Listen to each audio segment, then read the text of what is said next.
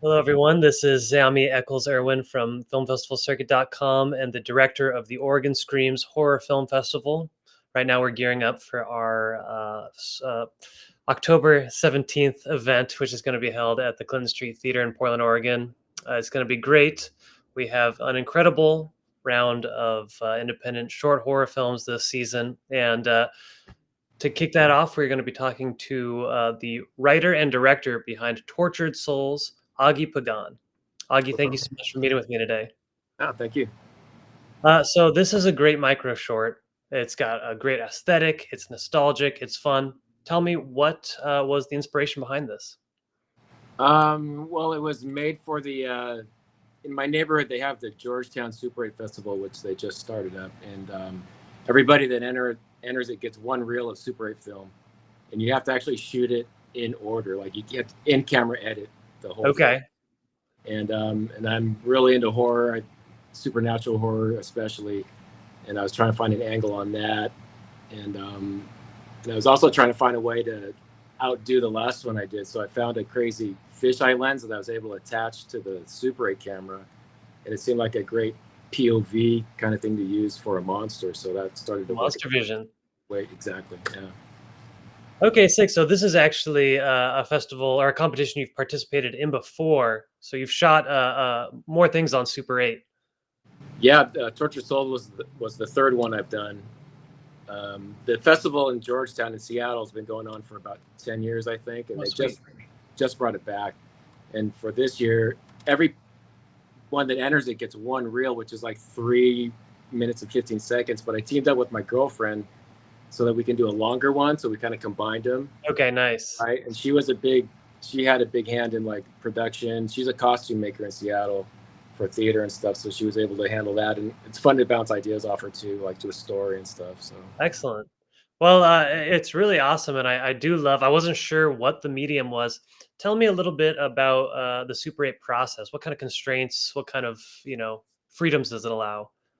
man, there aren't any freedoms because I think we're all spoiled with digital media. Like you can immediately see what you shoot, and with the Super 8 camera, like you don't get that luxury. Like you Right. just hope that you lit it right, and then you're kind of at the mercy of the film. Like that, it has really good aesthetic sense to it, which is kind of a roll of the dice sometimes. But you have to send it into the lab, and then like a week or so later, you get it back, and then you see what the outcome was. And for this, like, again, for this specific festival, the rules are kind of you have to shoot it in camera, and so you don't get the luxury of editing after the fact. So it's kind of everything in that Tortured Souls is all one take for each scene. And you have to redub audio. Is that right?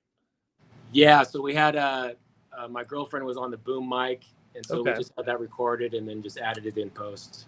Sweet. And did you have to finagle the timing? I know sometimes film is a little irregular in its speed, but did you have any issues with that? I found that out on this project. Okay. Exactly. I wasn't prepared for that, but you're right, because to get more film out of that 3 minute reel, we shot it at 18 frames per second. But you're right, Okay. it starts to slip with the audio, which was a super pain to do in post. Well, I love the 18 frames per second look. It gives it this kind of uncanny quality just from the outset. Um, Tell me a little bit, kind of on top of that, what was the onset process like? What was that dynamic like? It seemed like everyone had some pretty good chemistry. It seemed like a fun shoot, but what was it like? It was a really fun shoot, and it was a long one.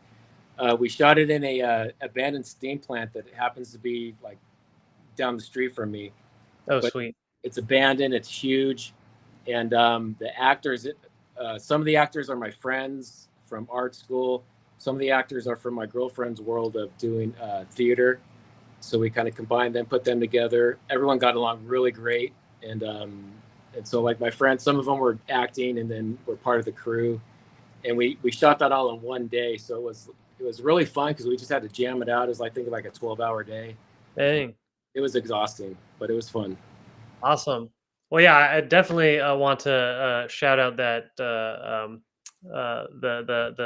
abandoned factory that you shot it in. It's a fantastic location, and Oh, yeah, how did you maneuver that?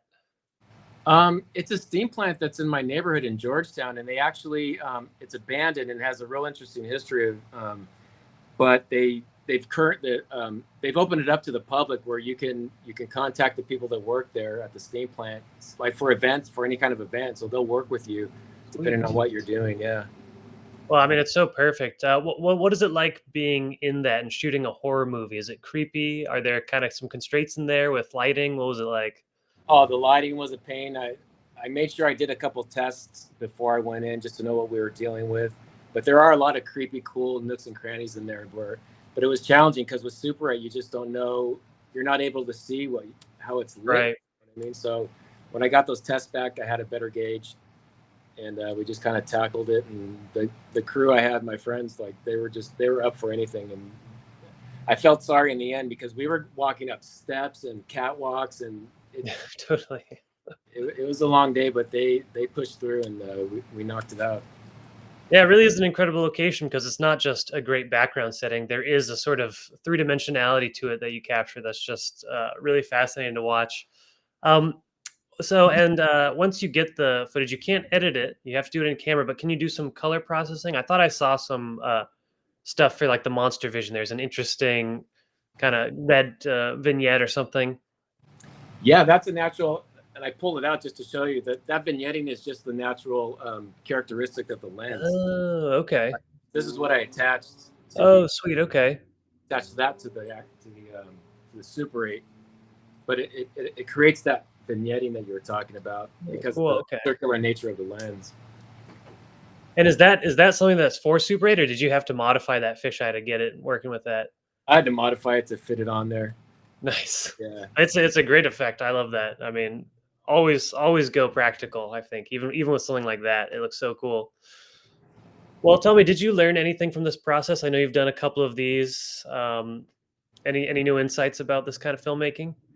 For this one specifically, it was about, if you're writing and directing, at least for me on this one, it was be aware of the scope of what you're writing in terms of execution, because I'm writing all these scenes after taking a tour of the steam plant and going, oh yeah, we'll go to the furnace room, we'll go up to this abandoned office, and we'll go here, writing it all down. But then once you get to the physical location and realize, oh, we have to go upstairs and downstairs and haul the lights this way and that way. All right. Just keeping that in mind when you're writing, that what you're getting everybody involved in is good to it's good to take note of. Okay, well, I love that. That's great actionable advice. You have, I mean, a lot of people have big ambition with explosions or whatever stuff that's not feasible in the budget. You're saying even consider. Let's think about the cast and crew. We're going to be crunching out a 12-hour day. Yeah, The stairs after the 10th time becomes quite prohibitive. I understand that. yeah, especially in that steam plant. But like the stairs were really narrow. It's an old building, and everyone had to be really careful. But thankfully, Oh, totally. it was safe. Everyone was safe. And I'm kind of curious. Do you do a lot of film? Medium film, physical film stuff. The actual like the film stuff is I usually do for the Super 8 that happens once a year. But I've been trying to Okay, do more digital shorts with my friends and stuff. Like when I started the Super 8 stuff, everyone in the neighborhood just kind of gets excited and helps each other out. And then totally, when I did it the first time, and I met some other friends that were doing it, like we're like, well, let's get some digital equipment. Let's see what else we can do. So totally. everybody kind of helps each other out when they have projects going on. Excellent. Well, do you have any other projects in the works? Any other short films? And ironically, that Super 8 festival is happening right now, and we're right in pre-production, getting ready to shoot this weekend for it. Oh, Another, nice. Okay. Oh, so you're going to be doing even another one now. yeah, Okay, sick. So this was from last year. correct. Okay. Well, can you any ideas about what this next one's going to be? Can you spill anything yet? I'll just say it has to do with satanic heavy metal music. Hell yeah, dude. No, I Yeah, love that. I guess maybe my shirt gave it away. You're Sorry. right. Okay. Okay. Awesome. So I mean, that seems like you might even have kind of a new constraint, maybe syncing some music, getting trying to film musical equipment and stuff like that.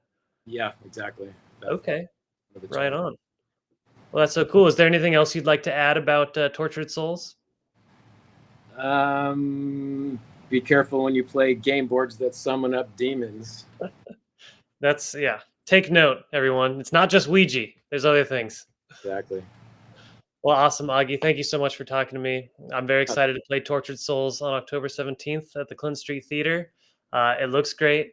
It is so much fun, and we have a lot of a Super 8 and 16 millimeter fans in Portland. I think that's going to be a very attractive element of it. I know it definitely hooked me. But thank you, man. I'm looking forward to seeing your next shorts. oh, thank you. All right, take care.